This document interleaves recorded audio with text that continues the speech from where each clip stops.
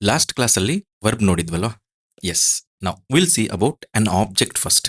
ಈಗ ನಾನು ಹೇಳಿದ್ನಲ್ಲ, ಟ್ರಾನ್ಸ್ಟಿವ್ ಏನು, ಇಂಟ್ರಾನ್ಸ್ಟಿವ್ ಏನು, what is this, helping verb, ನಾನ್ what is this, main verb, ಇವೆಲ್ಲ ನೋಡೋಣ ಅಂತ. But yes, before going to that, a streamline way of knowing the things is very crucial than learning all. ಅದೇ ಹೇಳೋದು, streamline ಆಗಿ ನಾವು ನಮಗೆ ಗೊತ್ತಾಗಬೇಕು ಏನು ಅಂತಂದು. ಯಾಕೆಂದ್ರೆ ನೆಕ್ಸ್ಟ್ ಆಬ್ಜೆಕ್ಟ್ ಏನು ಅಂತ ನಿಮಗೆ ಗೊತ್ತಾಗಬೇಕು, right? First, before going into the object, I always tell you grammar is all about subject plus verb plus object. ಇದರಲ್ಲಿ ದಿಸ್ ಇಸ್ ಸಬ್ಜೆಕ್ಟ್. ಸಬ್ಜೆಕ್ಟ್ ಅಲ್ಲಿ ಪಾರ್ಟ್ಸ್ ಆಫ್ ಸ್ಪೀಚ್ ಏನೇನು ಬರ್ಬೋದು ಅಂತ ನಿಮ್ಗೆ ಗೊತ್ತಾಗಬೇಕು. One is noun or a pronoun. Object ಅಲ್ಲೂ ಹಂಗೆ, either noun or a pronoun, right? Subject is a doer of action. doer of action. Object is receiver of action. Right? ಇಷ್ಟು ನೆನ್ಪಿಟ್ಕೋಬೇಕು. ನೆನಪಿದಾವ? Very good. These are simple things. Yes, ನೀವು primary ಕ್ಲಾಸಲ್ಲಿ ಇದ್ದಾಗ ನಿಮಗೆ ಹೇಳಿರ್ತಾರೆ. Again you might have forgotten, but it's okay. ನಾವು ಈಗ ನೋಡಿ, ನಮಗೆ ಆಬ್ಜೆಕ್ಟ್ ಬಗ್ಗೆ ಬೇಕು, ರೈಟ್? ಸಪೋಸ್ ಇಲ್ಲಿ ನೋಡಿ, Vasu cleans his home, right? Main verb or action verb ಇದೆಯಲ್ಲ, ಆಕ್ಷನ್ ವರ್ಬ್ಗೆ ನೀವು ಎರಡು ಮಾತು ಕೇಳಬೇಕು, ರೈಟ್? ಆಬ್ಜೆಕ್ಟ್ ಬೇಕು, ಆಬ್ಜೆಕ್ಟ್ನ ಫೈಂಡ್ ಔಟ್ ಮಾಡಬೇಕು ಒಂದು ಸೆಂಟೆನ್ಸ್ ಅಲ್ಲಿ ಅಂತಂದ್ರೆ, ಒಂದು you need to ask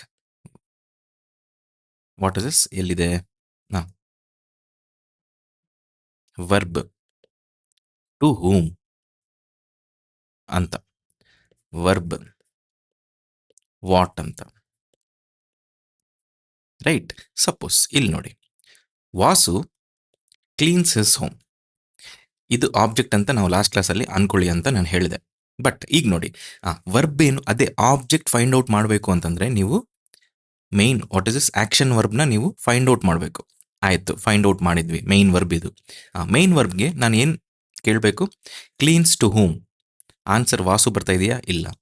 cleanse to whom, his home, no. ಆಯ್ತು, ಫಸ್ಟ್ ಕ್ವಶನ್ ಮುಗಿದೋಯ್ತು, ಸಿಗ್ತಾ ಇಲ್ಲ. ಎರಡನೇ ಕ್ವಶನ್ ನೋಡಿ, ಕ್ಲೀನ್ಸ್ ವಾಟ್ ಅಂತಂದ್ರೆ ವಾಸು ಬರ್ತದ? ನೋ. ಕ್ಲೀನ್ಸ್ ವಾಟ್ ಅಂದ್ರೆ ಹಿಸ್ ಹೋಮ್ ಬರುತ್ತೆ. ಕ್ಲೀನ್ಸ್ ವಾಟ್ ಅಂದ್ರೆ his home. Then what is object here? Cleans what ಅಂತ ಕೇಳಿದ ತಕ್ಷಣ ಬರೋ ಆನ್ಸರೇ ಆಬ್ಜೆಕ್ಟ್. ಈಗ ಗೊತ್ತಾಯ್ತಾ how to find out an object, right? ನೋಡಿ, ಹಿಂದ್ಗಡೆ ಇರೋ ಕ್ವಶನ್ಸ್ ನೋಡಿ, or else will do what is this new questions, ಯಾರ್ what is there, right?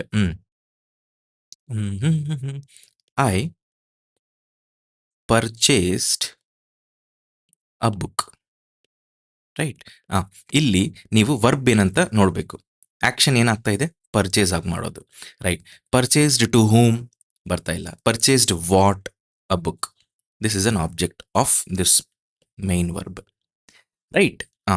Suppose I or she brought some, she brought her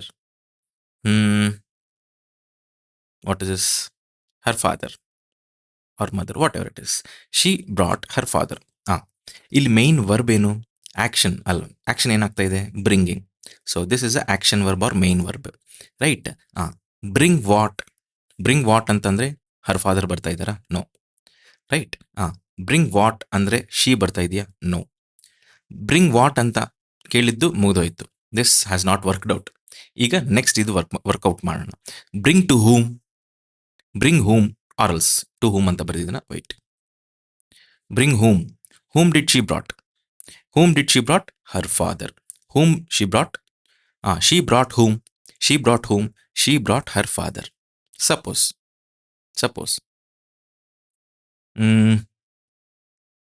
just Vasu told suppose Shanti. Vasu told Shanti. ಇಲ್ಲಿ action ಏನು? Main verb, this one action ಆಗ್ತಾ ಇರೋದು. Told, telling is action verb. Told what ಬರ್ತಾ ಇಲ್ಲ. Told whom ಅಂದ್ರೆ ವಾಸು ಬರಲ್ಲ.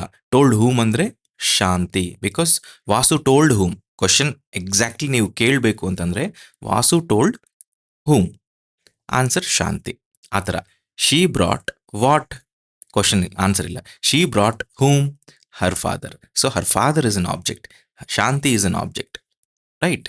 Suppose Shanti asked Sunita, suppose ಅನ್ಕೊಳ್ಳಿ.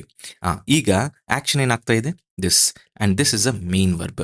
ನಾವು ಈಗ ಕೇಳ್ಬೇಕು ಹೆಂಗೆ ಅಂತಂದ್ರೆ, ಶಾಂತಿ ಆಸ್ಕ್ಡ್ ವಾಟ್, ಸಿಗ್ತಾ ಇಲ್ಲ. Shanti asked whom, Sunita. So Sunita is an object here.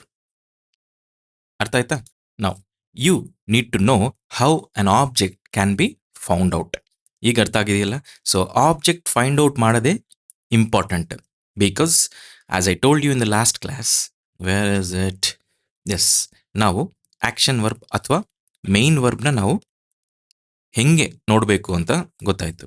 But main verb ಆದಮೇಲೆ ಮೇನ್ ವರ್ಬ್ದು ವಾಟ್ ಇಸ್ ದಿಸ್ ಕ್ಲಾಸಿಫಿಕೇಶನ್ ಇರ್ತವೆ ಅಂತ ನಾನು ಹೇಳಿದೆ, ಗೊತ್ತಾಯ್ತಾ? ಸೊ ಆ ಮೇನ್ ವರ್ಬಲ್ಲಿ you will be getting 2 types: transitive verb, intransitive verb, all this things, ditransitive verb.